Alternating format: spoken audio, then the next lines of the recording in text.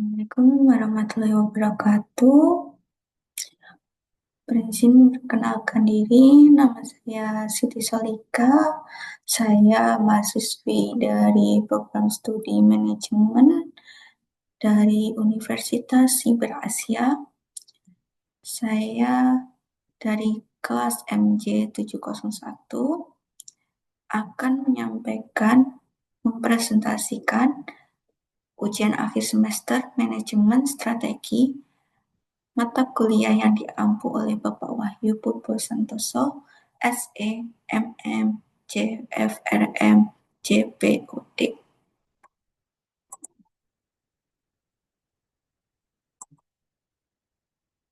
Yang pertama, identifikasi sektor bisnis e-commerce. Nah, perusahaan e-commerce beroperasi dalam sektor perdagangan digital yang memfasilitasi transaksi barang atau jasa melalui internet. Subsektornya antara lain marketplace, ini bisa business to customer atau customer to customer. Ini seperti platform mempertemukan penjual dan pembeli. Yang kedua, online retailer, yaitu perusahaan menjual produknya sendiri. Yang ketiga, social commerce. Ini adalah transaksi melalui media sosial. Sekarang kan banyak media sosial nih kayak Instagram, TikTok, X, gitu kan, Facebook. Terus yang keempat, cross border e-commerce. Ini adalah perdagangan lintas negara. Yang kelima, digital services atau platform ekosistem. Ini yaitu seperti pembayaran, logistik, ataupun fintech. Nah, karakteristik industri di e-commerce ini seperti apa? Ini karakteristiknya tuh ada beberapa, yaitu kayak persaingannya tinggi antar satu platform dengan platform yang lainnya, terus adanya sensitivitas harga dan promo, biasanya ada kampanye-kampanye di tanggal kembar gitu. Terus ada bergantungnya pada teknologi dan data. Terus yang keempat, skala ekonomi yang sangat penting. Kelima yaitu customer experience menjadi pembeda utama.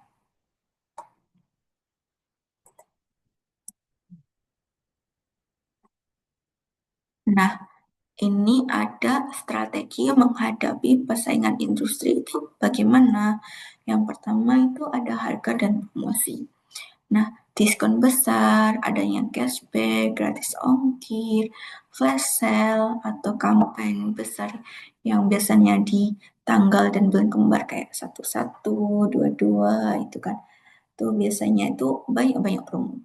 Itu bertujuan untuk menarik pengguna dan meningkatkan traffic platform tersebut.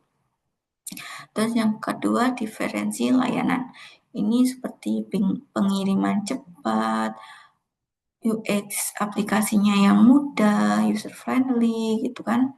Terus ada customer support. Ini bertujuan untuk meningkatkan loyalitas pelanggan. Kemudian yang ketiga ada ekosistem digital. Ini seperti integrasi pembayaran digital kan karena beli online. Jadi kayak bisa pembayaran digital juga, ada e-wallet gitu. Terus ada logistik sendiri, terus ada layanan keuangan sendiri. Ini kenapa platform itu perlu ini? Karena ini bertujuan untuk melogin pelanggan. Jadi kayak mengunci pelanggan supaya tetap menggunakan platform tersebut. Terus yang keempat yaitu adanya ekspansi pasar. Ini seperti masuknya wilayah baru, terus menambah kategori produk. Ini berfungsi untuk memperluas market share. Terus yang kelima yaitu pemanfaatan data dan AI. Ini adalah personalisasi rekomendasi produk, dynamic pricing. Ini bertujuan untuk meningkatkan conversion rate.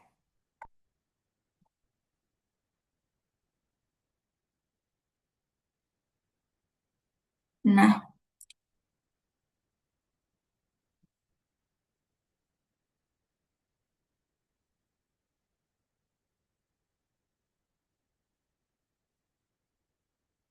Maaf.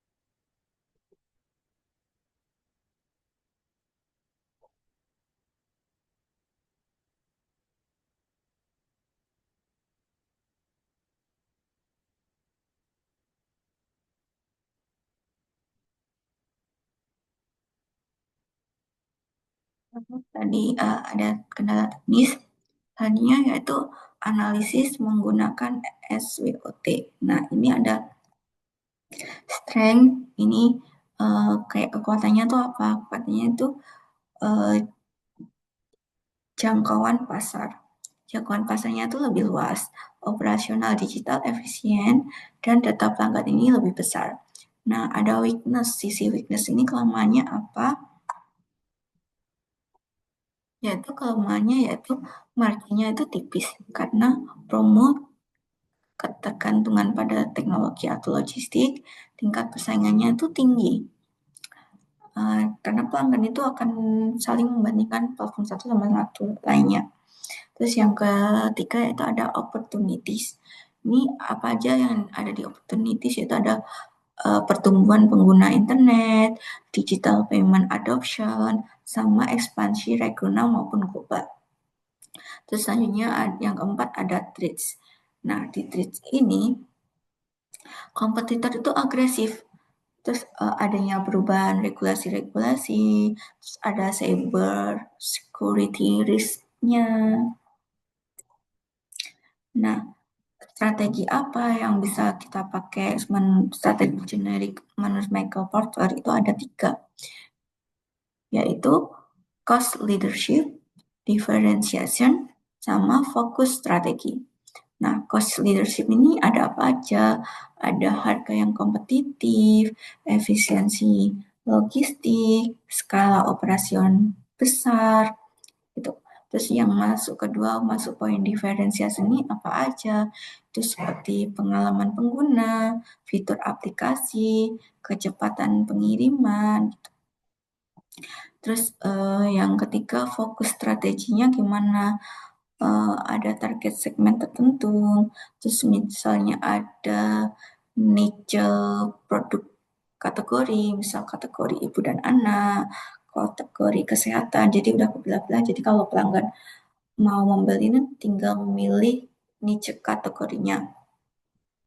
Nah, dalam prakteknya biasanya banyak platform ini memakai hybrid cost dan differentiation. Nah, sedangkan balance sheet scorecard perspektifnya bagaimana? Ini ada 4. Yang pertama itu ada financial. Nah, di financial ini biasanya ada pertumbuhan GMV. GMV itu apa? Gross Merchandise Value. Terus ada profitabilitas dan cost efficiency. Terus yang kedua ada customer. Ini biasanya faktor ini biasanya adanya kepuasan pelanggan, terus retensi pengguna, sama brand royal, brand loyalty. Nah, terus ada internal proses. Nah, internal proses ini biasanya adanya kecepatan pengiriman, terus sistem platform yang stabil, terus ada manajemen vendor, jadi kayak maintenance aplikasi gitu. Terus yang keempat ada Learning curve ini tentang inovasi teknologi, terus pengembangan SDM, dan analitik data. Nah, dampak penerapan strateginya bagaimana? Yang pertama itu ada terhadap pertumbuhan bisnis. Ini peningkatan pengguna, terus skala pasar lebih besar. Tapi untuk promo ini tidak begitu berdampak karena kenapa? Karena promo yang besar itu akan berpotensi kerugian jangka pendek. Kenapa? Kalau over promo itu loyalitas pelanggan itu lebih rendah karena ketergantungan diskon. Jadi nanti kalau tidak ada diskon, pelanggan tidak ada yang beli. Jadi misal di platform A ada diskon, di platform B nggak ada diskon, tapi orang akan beli di platform A. Tapi lama-lama platform A ini nggak melakukan diskon, sedangkan di platform B ini harga lebih murah. Jadi pelanggan akan berpindah ke platform B. Terus terhadap persaingan, yaitu pertama meningkatkan barrier to entry, memicu perang harga, kompetisi inovasi teknologi. Terus yang ketiga terhadap pelanggan bagaimana dampaknya? Harga lebih murah, oke, pelanggan pasti lebih senang. Layanan lebih cepat, pilihan produk lebih banyak. Nah, rekomendasi strategi untuk daya saing dan keberlanjutannya bagaimana? Pertama ada fokus profitabilitas jangka panjang. Ini kurangi ketergantungan promo lah, optimasi biaya operasional demi platform yang lebih baik ke depannya. Supaya pelanggan tidak bergantung pada promo. Terus penguatan ekosistem. Jadi integrasi fintech atau logistik dan diberikan membership atau loyalty program. Jadi kayak pelanggan yang loyal itu diberikan apresiasi nih, kayak nanti pelanggan merasa wah poinku udah banyak nih bisa aku gunain. Jadi makin senang belanja di platform tersebut. Terus diferensiasi customer experience. Ini seperti personalisasi AI, terus kayak after sale service. Jadi misalnya ada support customer, kalau misalnya ada komplain-komplain customer gitu. Terus ada sustainable dan ESG. Ini seperti green logistik dan packaging yang ramah lingkungan. Jadi bisa tuh packaging yang bubble wrap-nya yang biasanya dari plastik itu bisa diganti dengan bubble wrap yang dari kardus atau daur ulang limbah-limbah bekas gitu. Terus ada inovasi teknologi yang automation warehouse, data analytic, dan AI recommendation. Nah, demikian presentasi dari saya. Semoga bermanfaat. Apabila ada kekurangan, mohon dimaafkan. Akhir kata, wabillahi taufiq walhidayah. Wassalamualaikum warahmatullahi wabarakatuh. Jangan lupa like dan komen ya teman-teman.